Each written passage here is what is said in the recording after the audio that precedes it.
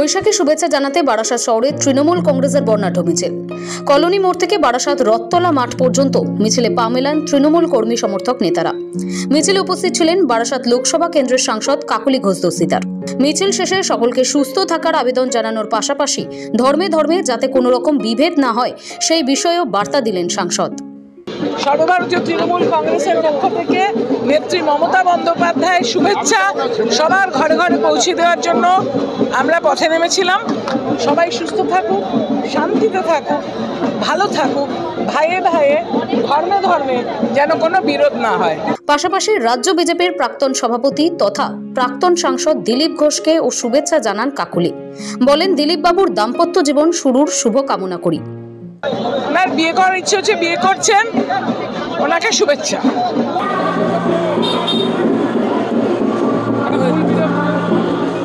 বারাসাত থেকে দীপ সেন ও রাজু দাসের রিপোর্ট, সময় কলকাতা।